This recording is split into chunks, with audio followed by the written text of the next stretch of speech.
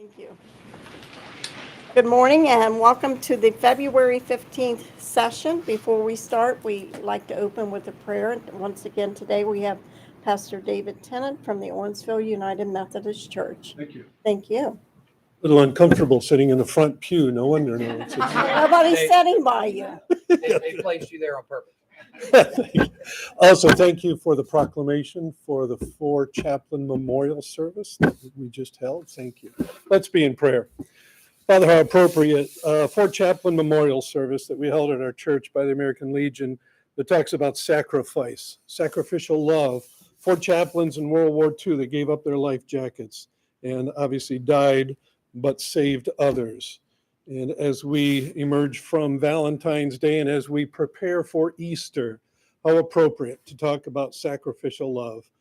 Father, we are in this country and in this world seem to be running away from and running to everything but you. We seem to be filling our lives with everything but you.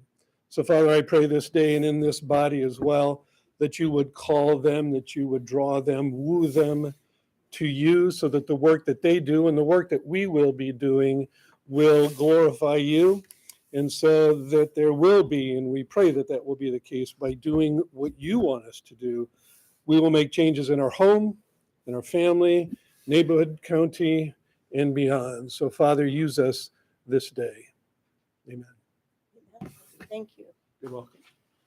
Commissioner Painter, since you're back with us, how about leading us in the pledge? Be honored to. I pledge allegiance to the flag of the United States of America and to the republic for which it stands, one nation under God, indivisible, with liberty and justice for all.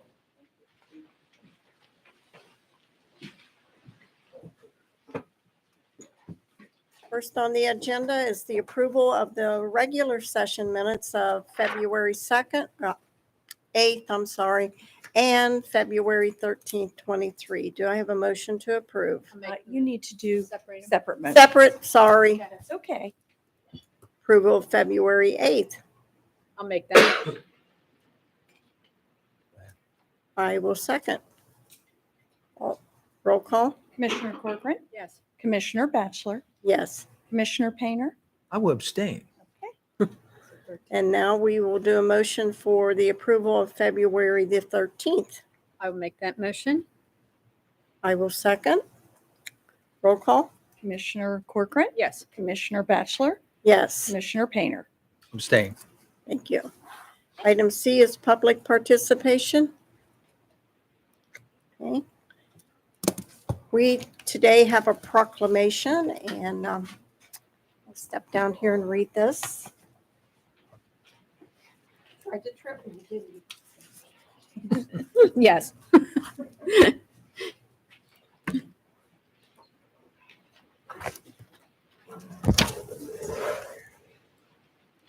Hi, Dan. Hi. Who do we have with us today?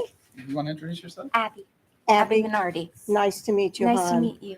We're going to read a proclamation to celebrate you and all of the other young, Okay. fine people. This is a proclamation for Developmental Ability Awareness Month, and it reads, you can come on up, hon. Whereas the Clermont County community is involved in advocating for programs that promote positive system changes and that allow persons with developmental disabilities to achieve optimum independence and to promote innovative programs and practices that improve the quality of life for those individuals. And whereas the most effective way to increase this awareness is through everyone's active participation in community activities and the openness to learn and acknowledge each individual's contribution. And whereas we encourage all citizens to support opportunities for people with disabilities that include full access to education, housing, employment, and recreational activities. And whereas the United States no longer underestimates the ability of Americans with disabilities due to the signing of the Americans with Disabilities Act in 1990.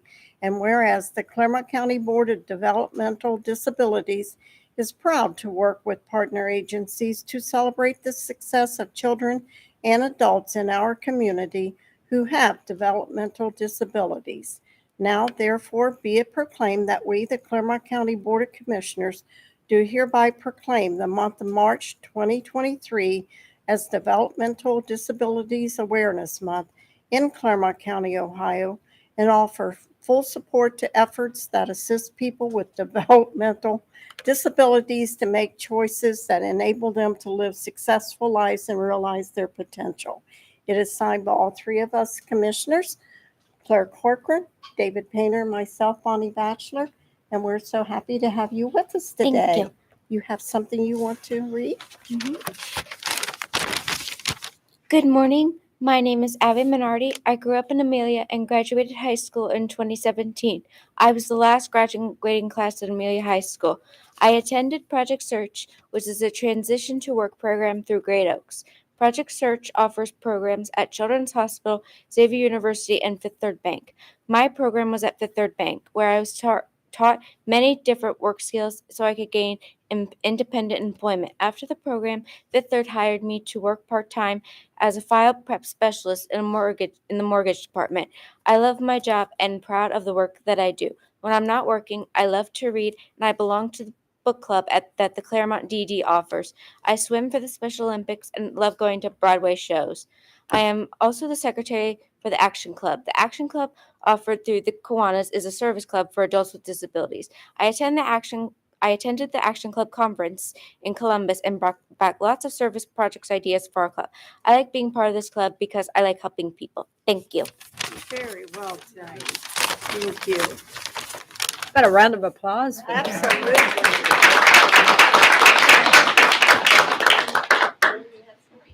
Yeah, well, thank you. I just wanted to, again, thank the commissioners for this recognition. Wanted to thank Abby for presenting this morning. I thank Michelle, her mom, for being here, Angie Stanton, our activities coordinator, Lisa Davis, and community relations. So Abby mentioned the conference back, we went back late last summer for a conference up in Columbus with the Action Club that is sponsored through our local Kiwanis Club here in Batavia. Really awesome opportunity to just partner with some of the other action clubs across the state, learn a little bit about some of the things that they're doing. We're pretty new, so it is something probably within the past 2 years that's been implemented, but we're super excited as to kind of where this is heading in terms of the size of the group, a lot of folks joining, so really excited about that. So as mentioned, March is DD Awareness Month. So this is something, it's a statewide effort. So a bunch of us will be up at the State House on March 1st. That is that recognition day, the kickoff day for that. Obviously, the theme that continues to be kind of the thing that we just continue to communicate is just workforce and workforce needs. Certainly, our mission statement talks about expanding capabilities and navigating the possibilities. Which we are, that's what makes us tick. That's what makes us want to get up in the morning and do the things that we do. But without workforce, we sort of have a hand tied behind our back a little bit. So, and that's not just for us at the county board, but that's those are all of our local providers. And this is obviously a statewide and national issue. So certainly I'm appreciative to our legislators, U.S. county commissioners. You guys have been very supportive of these efforts. So we're going to continue to communicate that, but certainly it's a situation we do get a chance to celebrate the things that are happening, and Abby is a great example of that this morning. So thank you again for the opportunity to come out and talk with you this morning. So Thank you. yeah, it's good to see you. Abby, I have to say one more time, you did a fantastic job. Thank you. Are we going to Dan. do joint? Oh, Yeah, yep, thank we you. got to Yep. take a picture. Yep. There we go. Who's taking the pictures? Oh, there you are. Come on, Mom. Anybody else from DD? Come on up. Abby, you can hold You're that. the star today, Abby. You get to hold that. I understand you're a really hard worker. You got to work every day. Sure you smile. Get in here, Bam. Lisa, get up here. No, I'm gonna take a picture. I'm just hanging back here.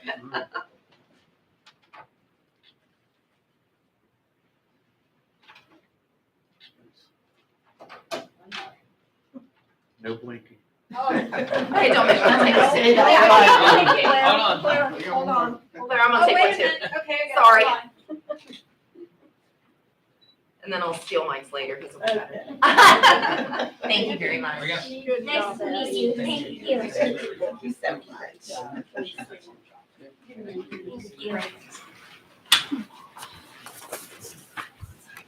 Bye, see you later.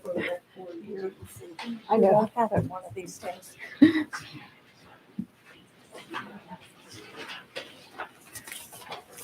Moving on to item D is county staff elected official discussion.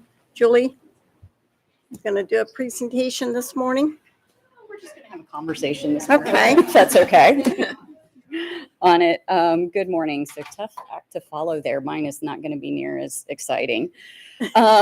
Just wanted to talk to you. You have a couple of agenda items coming up, I think, later on. Two things. So one is regarding our tuberculosis program. So the way the law is written, county commissioners are actually responsible for tuberculosis control. You then contract with us for those services. But there is funding available that comes from the federal to the state level. It's really kind of crazy how they do it. We have to have confirmed cases in the county. There's certain things that we have to do on our end to be able to receive that funding.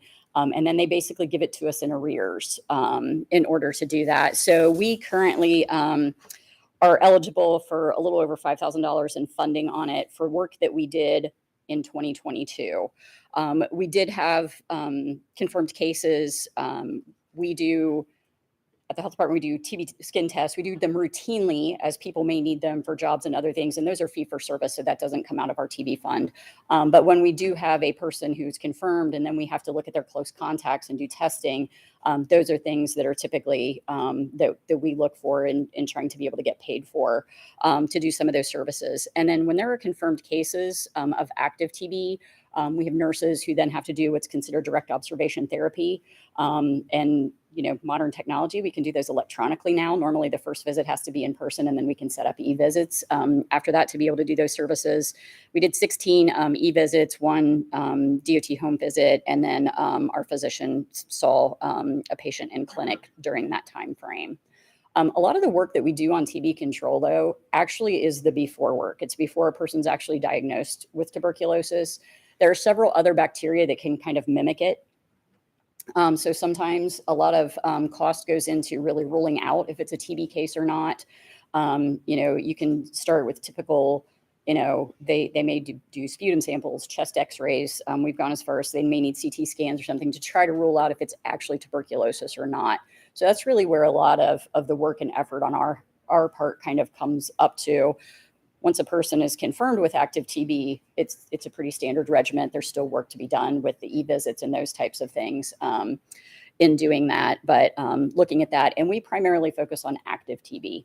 So TB it's typically more endemic in other countries than what it is in the United States. But people who immigrate into the country, they come in through a port, they're seen by a physician when they come in. And if for any reason they are suspect of TB, they would be that their information is transferred onto the local health department to follow up with them wherever their designation ends up being in doing that. So sometimes we'll get cases coming in that way.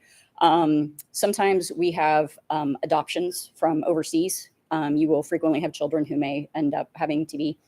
And then people can be exposed at any point at different times throughout their lives, and it can be latent in their system on it. And so the issue becomes is eventually that can become active later on, and we may end up with cases typically coming in through that. But just wanted to talk to see if you had any questions on TB funding, anything on that before I move on to suicide death review. Okay. Next thing, I had previously presented late last year, just talking about the Suicide Fatality Review Committee and looking to implement one in our county. So they redid some laws regarding, we already have an overdose fatality review that we have had implemented for several years through some grant funding we have, but they also opened up suicide fatality review. We also do child fatality review. Child fatality review is required by law. Every county must do it. Overdose fatality review and suicide fatality review are options to be able to do those. What we really do is we're trying to look at ways that could there have been interventions? Could we have, done something, implemented some type of practice to prevent the death from occurring on it? So we are going to ask later on that you go ahead and you have to give approval, but it's for the health commissioner or designee to be able to implement a suicide fatality review. So just here to see if you have any questions on that. We already received it to review, so Mhm. that's helpful. Thank you. All right. Thank you. Thank you. Commissioners, those are items 9 and 10. Do you want to move those up now so while she's here so she can go ahead and present those, or do you want to wait? It's up to the board if you want to move them up. Move them up, Move them up. Okay. 9 and 10. Yep, I think there are 9 non-consent agenda items. 9 is the Suicide Fatality Review Committee, and 10 is tuberculosis. So if we want to do number 9 first. Yes. Okay. Am I just reading? Yeah. You can read. Yeah. Fine. All right. So number 9 on it. So it's the recommendation to adopt resolution number 021-23 to establish the Suicide Fatality Review Committee in Clermont County, Ohio, in accordance with Ohio Revised Code section 307.642A, and to designate the Commissioner of Clermont County Public Health or designee to convene meetings and chair the Suicide Fatality Review Committee in accordance with Ohio Revised Code section 307.644, with the purpose of decreasing the incidence of preventable suicide deaths. Thank you. Board, you've heard the reading of item number 9. Do I have a motion to approve? So move. I was second. Any discussion? Roll call? Commissioner Painter, Yes. Commissioner Corcoran. Yes. Commissioner Batchelor. Yes. And then number 10? Number 10 is the recommendation to authorize Bonnie J. Batchelor, President of the Board of County Commissioners, to execute a subrecipient agreement between the Clermont County Board of Commissioners and the Ohio Department of Health, Bureau of Infectious Disease, Tuberculosis, and Healthcare Associated Infections / Antimicrobial Resistance Program, 246 North High Street, Columbus, Ohio, 43215, to offset the cost of public health activities associated with tuberculosis cases in the amount not to exceed $5,673, effective for the period 5/21/2022 through 12/31/2022, in compliance with the terms and conditions. Thank you. Board, you've also had the reading of item number 10. Do I have a motion to approve? Make the motion. Second. Any discussion? Roll call? Commissioner Corcoran. Yes. Commissioner Painter, Yes. Commissioner Batchelor. Yes. Thank you, Julianne. All right, thank you. Thank you for bumping me up, too. Okay, moving on to item E is consent agenda. Board, you've had this in time to review. Do I have a motion to approve? So move. Second. Roll call, please. Commissioner Painter, Yes. Commissioner Corcoran, Yes. Commissioner Batchelor. Yes. Mr. Boucher, would you like to, we have a couple other staff discussions that we want to get to. Would you like to go ahead and You're just trying to confuse me I this know. morning. Good job. make sure they don't get a little impatient? Okay, which one, Tom? Lyle and Tim, do you want to go ahead with your update?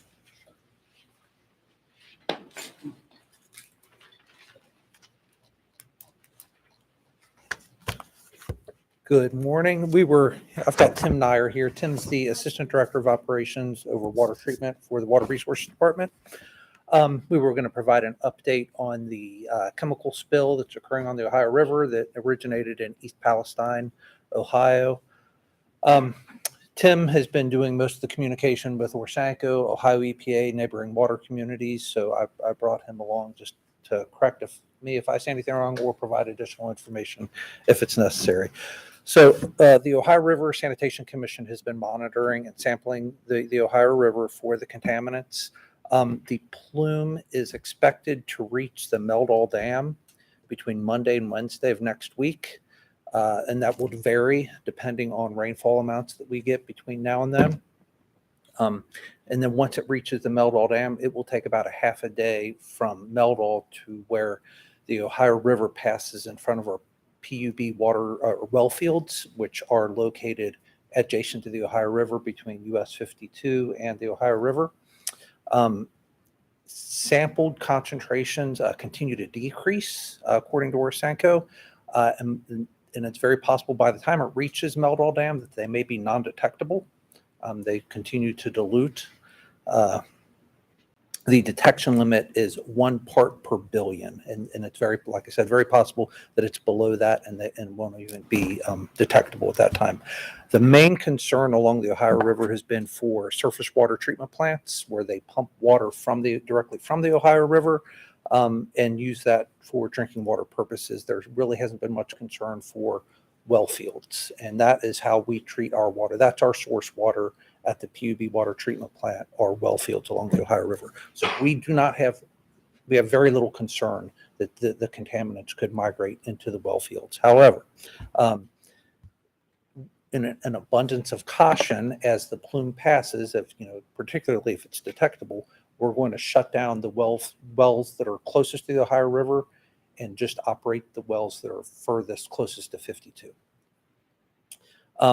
With the way the groundwater moves in that aquifer, it typically runs from the hills, the Ohio River Valley, and then towards the Ohio River. So we get very little water recharge from the Ohio River into the well fields themselves. That's why we have really little concern about this entering into our well fields. And then Tim and I talked, because we have a lot of concerns from residents that, are we going to sample or are we testing for this? If it's detected at Meldal, so if it's detectable, we plan to sample our raw water weekly for a month following the plume passing to see if we have any detections of it in our source water. Thank you, Tim. What you put out there on Facebook in answer to people was so detailed. Really appreciate it because it calmed a lot of people down and I guess gave them more than we ever wanted to know. But thank you. Tim's been getting a lot of phone calls, I think, Yeah. Oh, I bet he has. yesterday, so- which is fine. I mean, That's good. Yeah. People are Great concerned. work, both of you. Thank you. So the contaminant concern that seems like everybody's talking about is what, vinyl chloride? Is that what it is? Butyl acrylate is the primary. Used to make. Yeah, and so that's the compound that's the front end that they're monitoring mainly for. There's 6 separate compounds that they've identified, but butyl acrylate is the main one. And they had some kind of controlled burn. Was that correct? Or Yes. So Okay. right now the site is contained. There's no more contaminant leaving the site. They've set up a series of dams where they're repumping it back onto the site, containing it, and then shipping it off site to be processed. But so there is no more additional contamination running into the creeks in that area. and so what was left is very little material there once they burnt that material off. Correct. Correct. As far as air contaminants, I didn't see anything on the news from watching the news of what was done for that as far as monitoring. Yeah, the primary air direction is eastward anyway. So yeah, it wouldn't be floating this direction. And if this material would show up any at all, is the treatment facility at the 10-mile plant capable of handling that material? So one of the pilots that some of the other water systems have been doing is to see, what is the best means of treatment. With the surface water plants, PAC or powdered activated carbon is primary. We don't have that ability at our PUB plant. However, they have acknowledged that it can be oxidized. So chlorine is our primary disinfectant. So, chlorine may be enough to solve any issues if it were to make it into the well field. Well, I'll tell you what, Tim, it's great that Clermont County has you here. I know you've been involved in treating water for a long, long time, and so I'm very confident with your ability and yours too, Lyle. You guys seem to keep your thumb right on top of that. So thank you. Appreciate it. Thank you. Thank you. And I believe, Mr. Bickford, do you have an update on broadband before we move on?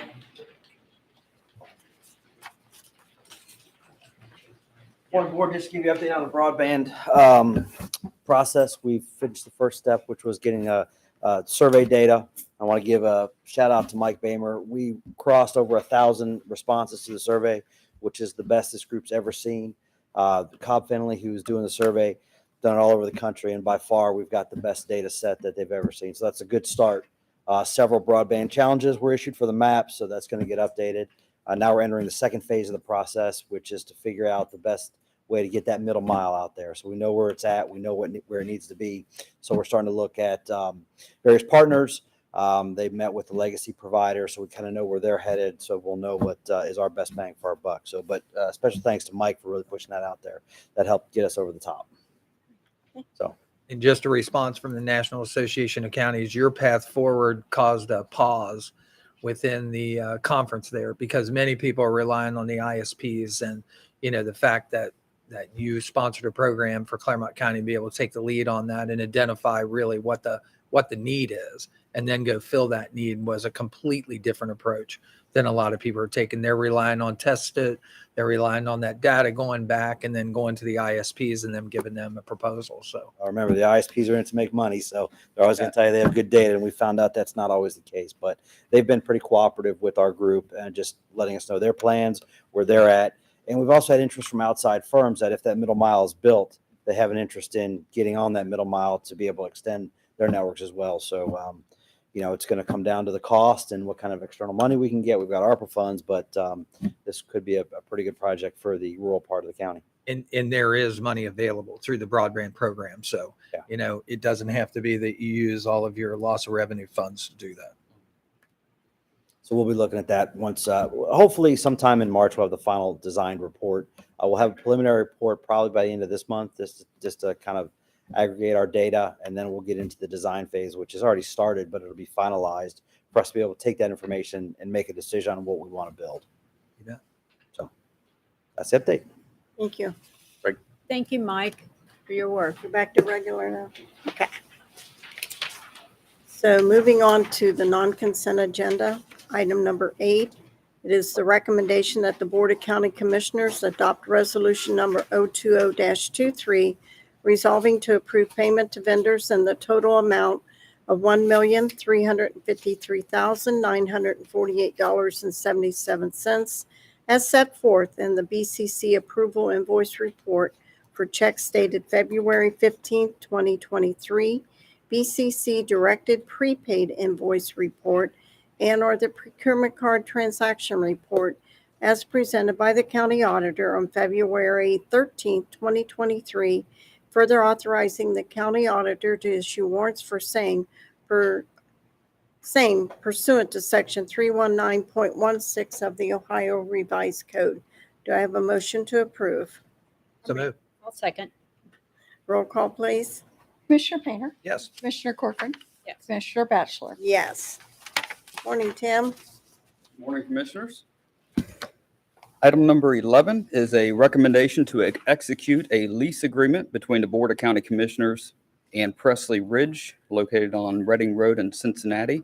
And this is for the lease of 898 square feet of office space within the county building located at 2400 Clermont Center Drive in Batavia. It's also known as the Clermont Family Support Center building. And this is for an annual rate of $12,598.94, payable by Presley Ridge in one annual installment, effective for the period of October 1st, 2022 through October 1st, 2023, with the option to renew for 3 subsequent one-year terms, with the annual rental rate for each subsequent renewal term to be calculated and applied at the beginning of each renewal term using the Consumer Price Index in compliance with the terms and conditions thereof. Thank you. Board, you've heard the reading of item number 11. Do I have a motion to approve? So move. Do I have a second? I'll second. Go ahead. Commissioner Painter, Yes. Commissioner Batchelor, Yes. Commissioner Corcoran, Abstain.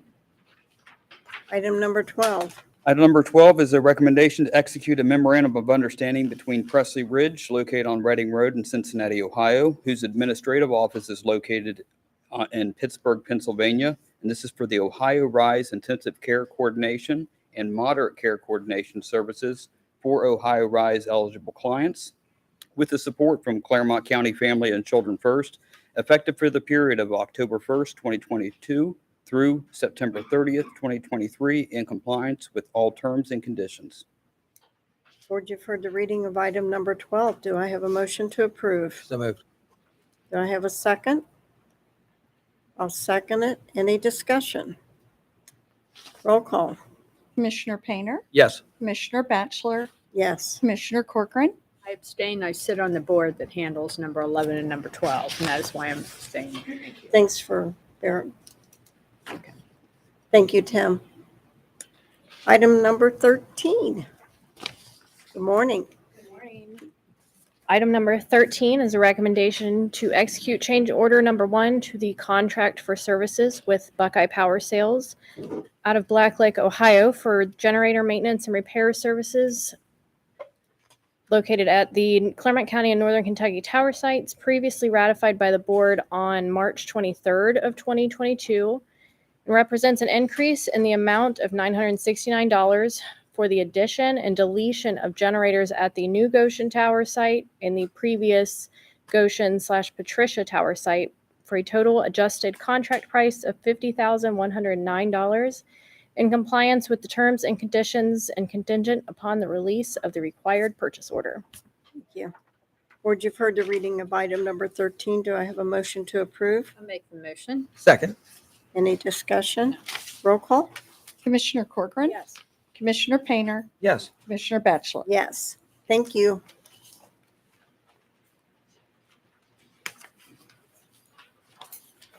Good morning. Good morning, Wade. How is everybody? Just Good, fine. you? Great, thank you. Agenda item number 14 is recommendation to adopt a revised table of organization for the Facilities Management Department as outlined below and attached in Exhibit A effective 2/20/23, and further to authorize the update of the appropriate internet links and appendices accordingly. We are going to reclassify the Facilities Management Supervisor to a Facilities Management Assistant Director. We are asking also to reclassify the Administrative Support Coordinator to a Contract Manager, and we are going to abolish or ask to abolish the HVAC Mechanic 3.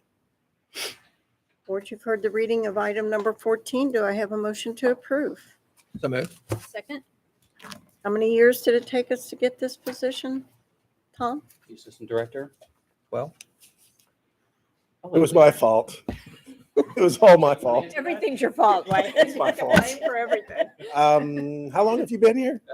Almost 11 years. It's taken 11 years. 7 years. There was, the funny thing, That's good or bad for me or him. I don't know. well, the funny thing is there was an assistant director. I was it. When we had a director, his name was Tom Mantle, because he was real sick. The board at that time asked me to kind of take over. And They broke the mold. they broke the mold. yes, they did.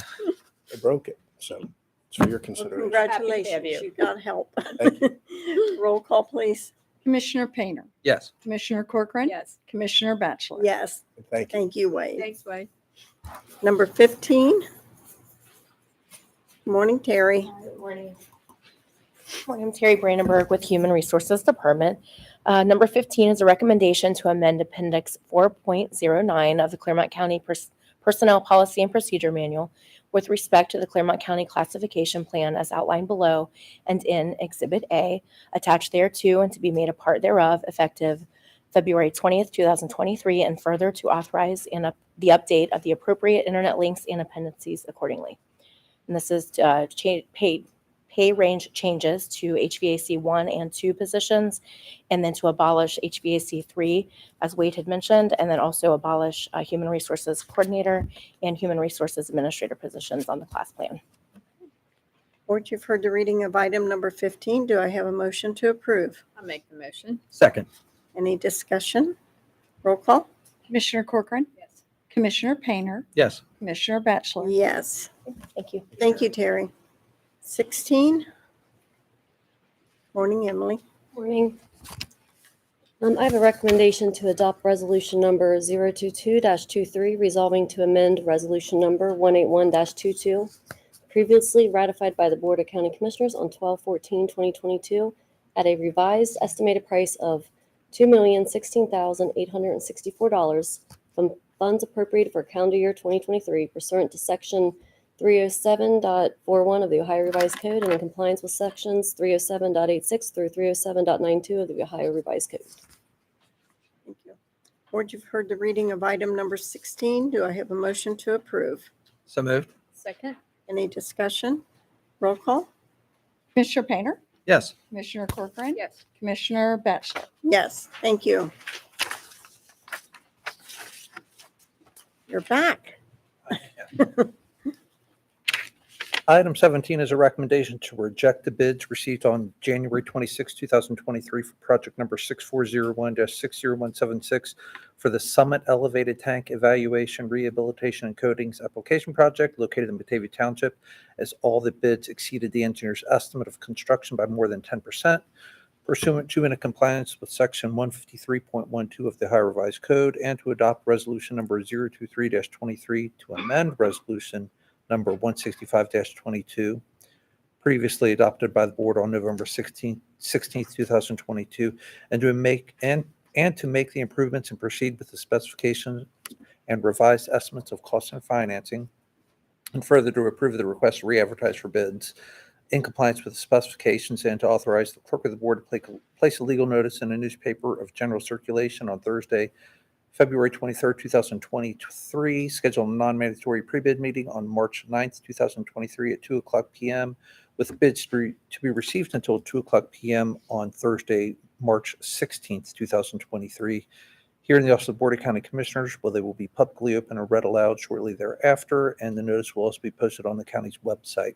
So we did receive 8 bids for this. They all exceeded the estimate by more than 10%. So we revised the engineer's estimate. The new estimate is $1,121,000, and we anticipate we'll get good bids this time.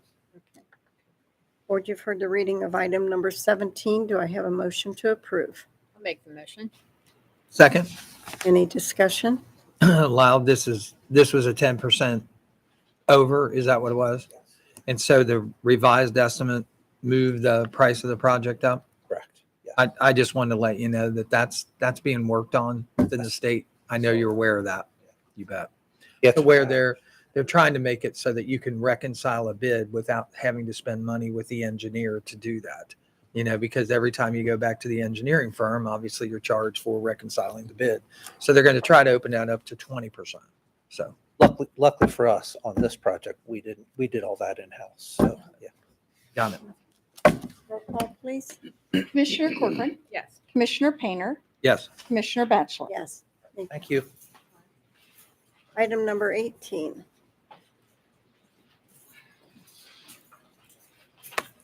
I think way before we get to the item, I think we want to introduce Garmin Miller. I can. Yeah. Are they on? So David, you want to go ahead and let him in?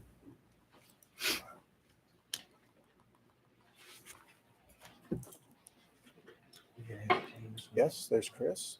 Mandy? And company. Jason's there.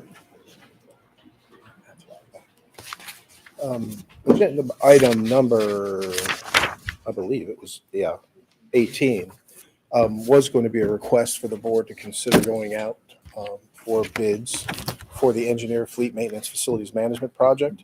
There's been some back and forth with some legalities. I think that Mandy and asked the board to table this item because we Right. still have some contract template language that we need to work through. But as prior to asking for that, I wanted Wade to introduce the architectural firm and some of the people they're going to have on the project, and let the board ask any questions about. this was managing the already, project. this was already set up in advance, not knowing we were going to table this. So we've been working with Garmin Miller. They are the architect of choice that went through the committee and was approved. This is Chris Munnan. He is one of the leads and principal. Mandy Niekamp, right up in the middle. Jason and Eric. And with that, I'm going to turn it over to Chris, but I also wanted to let you know that Jeremy is here as well. Was thinking about going to a big hurrah, because this has been a long time for the engineers as well. But with that, we're going to turn it over to Garmin Miller. Thanks, Chris Wade. and Mandy? Yeah, so as Wade mentioned, Chris Monin, principal with Garmin Miller, mechanical engineer by degree. And we also have, as you mentioned, Mandy Niekamp, Eric Schmeezing, and Jason Fleming with us. These are Mandy and Eric have been with the project basically from the inception. They were part of the interview team, and Jason was as well. But Jason is the head of our construction administration department, and will be your eyes and ears on site during his weekly site visits. Mandy and Eric, they're going to continue to stay involved as well and manage, the shop drawings and that process as we continue to move through the construction side of things. I'm going to turn it over to Jason here and let him talk a little bit about what he does on a weekly basis when he's out on site and what you can expect to see from him. Yeah, so I'll just give you the quick and short of it, and then if you guys have any questions, feel free to let me know. But basically, obviously, we'll be there at minimum, I'll say once a week per contract. Obviously, if things come up and we need to get out there and look at something along that, without outside of that day, we'll be sure to do so. But typical day for me on site is I'll go out, walk the site with you guys as the owner representative, whoever that may be during that time, and just kind of do a quick walkthrough. Also walk through with the contractors, answer any questions they may have, review the quality of the construction, which is obviously key to hit that right from the get-go. And then during the progress meetings, I'll take notes and put together a field report for you guys. It'll get distributed out to whomever on the Clermont County's team you guys want. And then obviously also to the contractors, but also work with them answering questions to keep the RFIs down. That way we're answering questions there and they're having the responses quickly. So that way it doesn't slow down construction at all. But then we'll also on our end keep track of change order logs, RFI logs, and any PR logs, and make sure you guys are in the loop with that as well. My understanding is you guys want that prior to the meetings, which is not a problem. We'll work with Mandy and Eric and Chris to make that happen. And then after the meeting, we'll also walk the site as well. Again, with the contractors, with whomever needs to be to resolve any questions. And that's kind of the quick and short of a daily visit for me. I guess we can leave it there until we get to questions. Thanks, Jason. Mandy, why don't you talk a little bit about the process we use for shop drawings and how we handle those and how we track that? Sure. We'll get with the contractor who is awarded the bid, and depending on what type of tracking program they have, we will either use their program.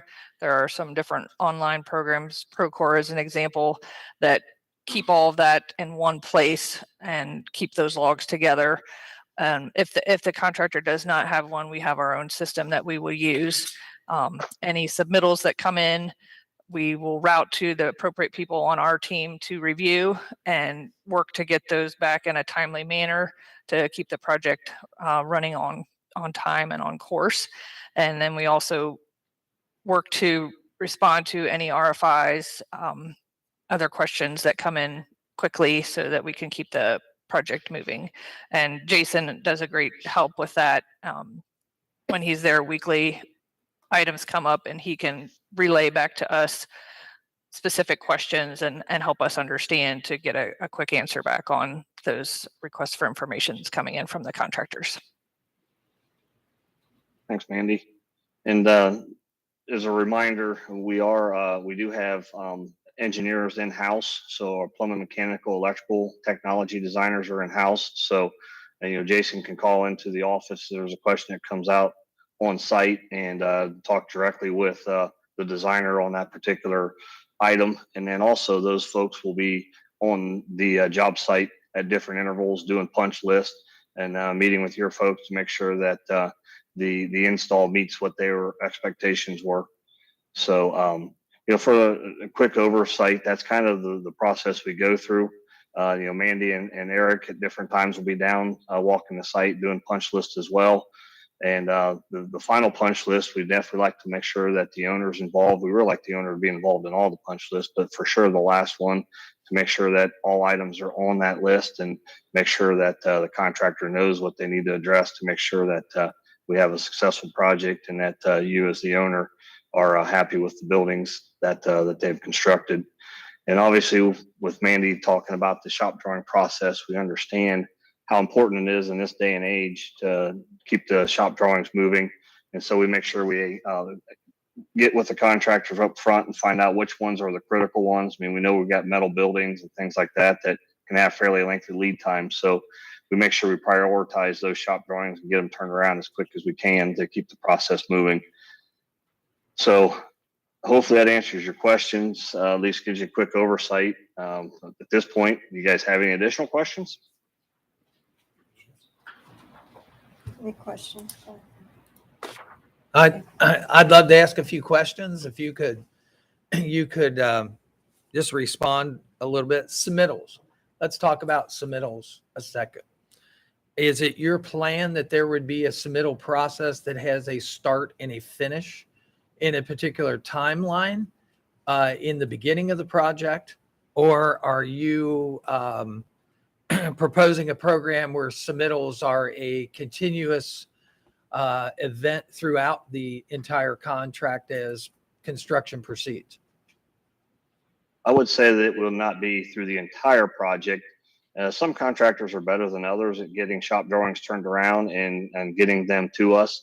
What we typically see is the general contractor, for example, he's going to have as many of his shop drawings come in up front as he can, but then there's like different things like let's say colors and finishes and things like that that tend to lag behind, and it might be, I don't know, a couple 3 months after the construction starts before we start seeing those submittals.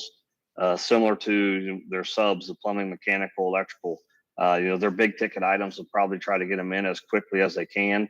And then some of the other miscellaneous smaller stuff will trickle in during the process. But I would say, and I guess Jason and Mandy speak up when I'm done here, but I would say for the most part, you'll see the shop drawings done within probably the first 6 months of construction. If not, some of them might lag a little longer than that, but that's for the most part when we see most of them done.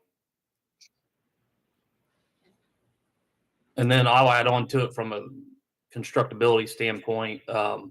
Obviously, the big thing is making sure that they get the submittals in, and we'll track that at weekly meetings that have long lead time items. Obviously, that's key in today's world with the lead time items. I mean, ideally, yeah, you want them all done as soon as possible. But like Chris said, some of them will lag. But as long as our team will keep on it, and let's say they send in 50 submittals in one day, we'll make sure that they are prioritizing those that they need back first to keep up with lead times and making sure we're not slowing down construction waiting on submittals. And then just if you would describe the RFI process. The RFI process, is it Garmin-Miller's intention that when an RFI comes in and it requires a design change, are you going to issue a revised drawing prior to the change order quote? Or are you going to sketch it in the field and have the contractor quote it from that and then add it to the as-built later? What is the process for you? So let me start that from the field standpoint. In the field, I guess the easiest, we will work with them from that standpoint, and hey, we need to make this change. We can work through that, and I'll obviously document any changes that need to be made in the field. Obviously, first and foremost, if I know there's a cost to it, I'm going to talk to your team first before we even push forward with that, because it's just something that we don't want to surprise you guys with cost of any nature. But with that also being said, not all RFIs have costs, and working with the contractors, I'll try to eliminate any cost with RFIs as best as possible.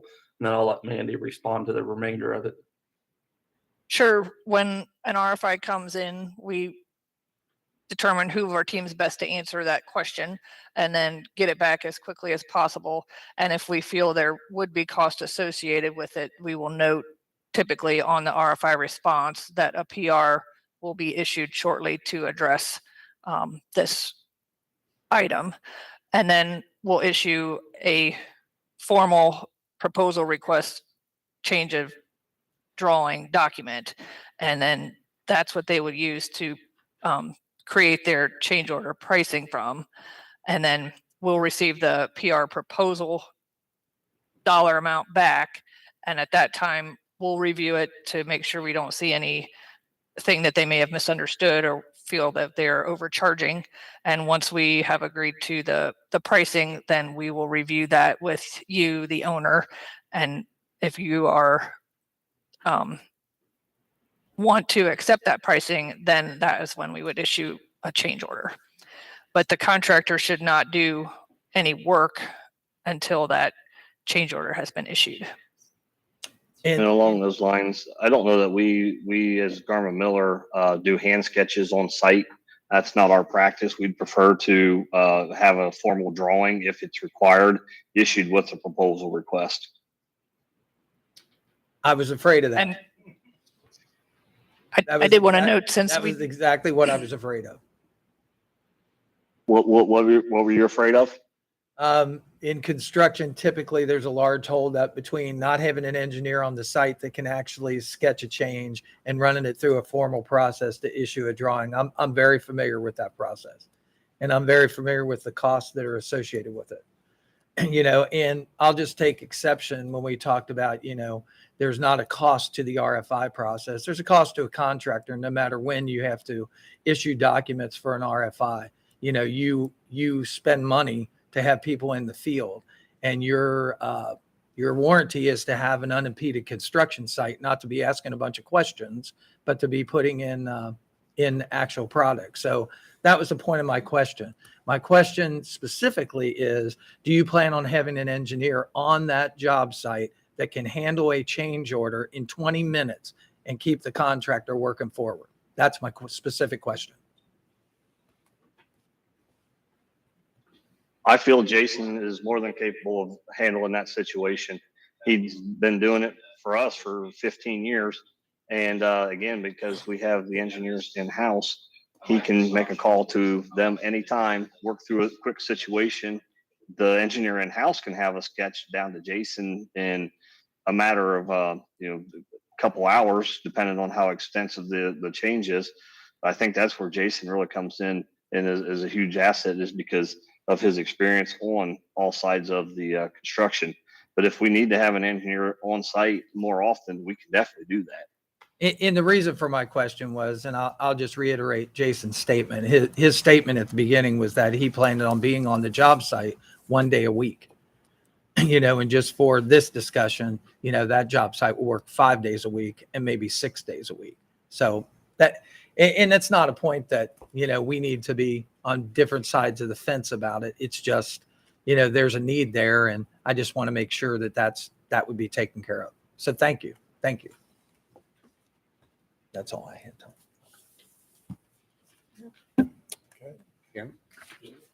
Just real quick, I know I was only one voice on the selection committee, but I will say Garmin Miller's approach that they presented to us about the project management is one of the things in my mind that made them rise above the rest.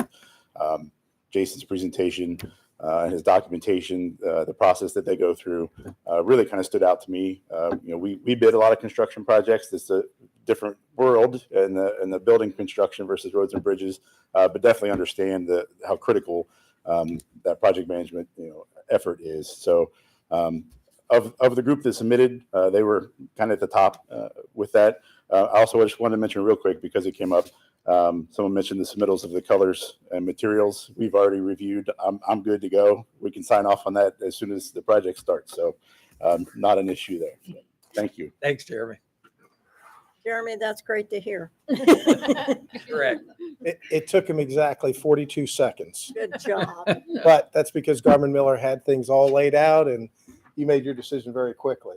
The other thing that I wanted to point out is Garmin Miller has enough confidence in what they have developed for us. Typically, as you all know, 10% contingency is the norm in the industry. They have recommended a 5% or less. So they have the confidence in their abilities. We have bid projects both ways. We've had, as you know, currently we've had a project where we don't have a project manager. We've, got architects who hired the engineer. They're in-house. They do have outside engineering specialists, but most of their changes can be done in-house, which is the first time in a long time we've had a group that can kind of do a one-stop shop. And we've met everybody. Project manager, he's top-notch. He's really good. So. Thank you, for Wade. your work on it, Wade. Chris and Mandy and company, thank you for your time. Is there any other questions? Not today. Okay, thank you very much, and we'll get back with you. Mandy, you got to get busy. I know. Okay. Thank you very much. Thank you. Thank Yeah, you. thank you. Thank you. Thank you. Thank you, Wade. Thank you. Thank you, So Jeremy. you want to vote to table this? Yeah, I'm asking the board if we can table this to next week, which would be February 22nd session. We should have all the documents up to date, the big packet together. Okay, can we have a motion to table item number 18 until next week? So move. Second. Roll call, please. Commissioner Painter, Yes. Commissioner Corcoran, Yes. Commissioner Batchelor. Yes. Any additions to the agenda? Ma'am? Member comments? No? Then I would entertain a motion to adjourn. Make the motion. Second. Roll call, Gail. Commissioner Corcoran, Yes. Commissioner Painter, Yes. Commissioner Batchelor. Yes, we will see you next week.